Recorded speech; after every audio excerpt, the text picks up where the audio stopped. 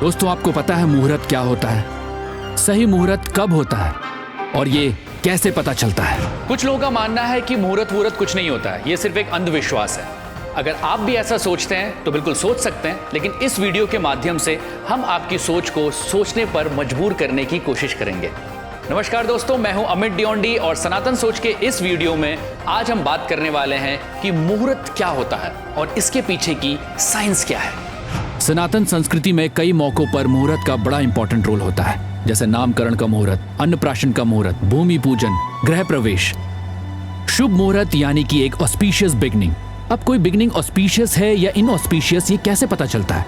नए काम की शुरुआत का वो पर्टिकुलर मोमेंट जो पॉजिटिव सिचुएशंस, एक्सपेक्टेड रिजल्ट्स और ओवरऑल सक्सेस की पॉसिबिलिटी को रिप्रेजेंट करता है, उसे शुभ मुहूर्त कहते हैं, या कहिए ऑस्पिशियस बिगनिंग कहा जाता है। आज पूरी दुनिया में लोग लेटेस्ट वेदर ऐप से वेदर फोरकास्ट देखते हैं और फिर अपना ट्रैवल प्लान करते हैं। अब इस फोरकास्ट को लोग हवा हवाई नहीं मानते, इसे साइंटिफिक माना जाता है और मानना भी चाहिए, क्योंकि ये साइंटिफिक डेटा बेस्ड फोरकास्ट होता है। हमारे ऋषि मुनि अपनी वास्ट नॉलेज और विजडम से इस तरह के फोरकास्ट हजारों साल से करते आए हैं। और सिर्फ ट्रैवल के लिए ही मुहूर्त नहीं, सनातन संस्कृति के महान ऋषियों ने कई हजार साल पहले ही ये प्रूव कर दिया है कि दुनिया में जितने भी तरह के काम हैं, हर काम की शुरुआत के लिए शुभ मुहूर्त आवश्यक है। सनातन संस्कृति में तो एक नॉर्मल डे की शुरुआत भी शुभ मुहूर्त से करने की सलाह दी गई है, जिसे हम सब ब्रह्म मुहूर्त कहते हैं। प्राचीन काल में गुरु अपने शिष्यों को वेदों एवं शास्त्रों का अध्ययन ब्रह्म मुहूर्त से ही शुरू करवाते थे।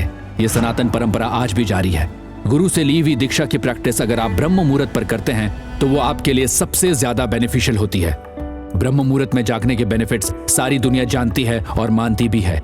साइंटिफिकली प्रूवन फैक्ट्स मौजूद हैं कि ब्रह्म मुहूर्त से दिन की शुरुआत करने वालों का इम्यून सिस्टम ऑटोमेटिकली स्ट्रांग होता है। देखिए, लाइफ में आप कुछ भी इंपॉर्टेंट करें, उसके लिए ऑस्पिशियस बिगनिंग यानी एक शुभ मुहूर्त में शुरुआत बहुत जरूरी है, ताकि उस समय ग्रह और नक्षत्र का तालमेल बिल्कुल सही बैठे और एक पॉजिटिव एनर्जी के साथ आप उस नए काम की शुरुआत करें। चलिए, यात्रा का शुभ मुहूर्त कैसे देखा जाता है, इसके एग्जाम्पल से समझते हैं कि मुहूर्त कैसे एक साइंस है और कुछ नहीं। मुहूर्त देखते समय बेसिकली पांचांग यानी तिथि, वार, नक्षत्र, योग और करण, इन 5 फैक्टर्स को कंसिडर किया जाता है।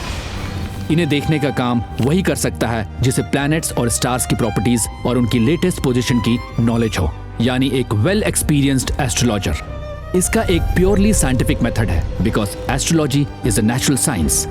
शुभ मुहूर्त को देखते समय सबसे पहले एज रूल जिसके लिए मुहूर्त देखना है, उसके बर्थ चार्ट में मून साइन और नक्षत्र को देखा जाता है। मून हमारे प्लैनेट के वाटर को कंट्रोल करता है, इसीलिए हाई टाइड्स और लो टाइड्स होते हैं पृथ्वी पर। इसी तरह चंद्र राशि या कहिए मून शाइन किसी भी इंडिविजुअल के स्टेट ऑफ माइंड और इमोशंस को कंट्रोल करता है। नक्षत्र के साथ मून साइंस के कॉम्बिनेशंस अलग अलग इमोशनल और मेंटल हेल्थ को डिपिक्ट करते हैं। शुभ मुहूर्त डिसाइड करने वाला सबसे पहले मून साइन और नक्षत्र के कॉम्बिनेशन से उस पर्सन के मेंटल और इमोशनल स्टेट और स्ट्रेंथ को जानता है।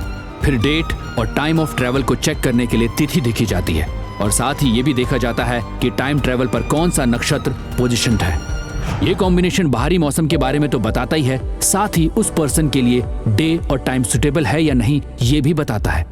एक ही एटमॉस्फेयर और एक्सटर्नल कंडीशन हर एक इंसान पर अलग अलग तरह से इफेक्ट करते हैं। नेक्स्ट टाइम जब आप कोई इंपॉर्टेंट ट्रैवल प्लान करें, अपने किसी इंपॉर्टेंट काम की शुरुआत कर रहे हो, कोई बड़े फैसले ले रहे हो, तो किसी अच्छे मुहूर्त एक्सपर्ट से कंसल्ट जरूर करें।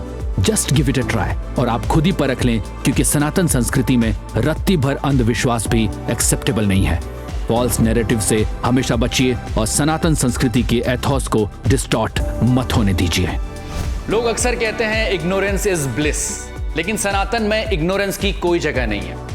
अपनी जड़ों से जुड़कर नॉलेज और विजडम को ब्रश अप करते रहना और हर दिन एज ए ह्यूमन अपने आप को अपग्रेड करते रहना, यही सनातन सोच है दोस्तों। और इसीलिए हमें लगता है कि वर्तमान में सनातन सोच की आवश्यकता है, क्योंकि यही हमारा भूत है और यही भविष्य। प्रणाम।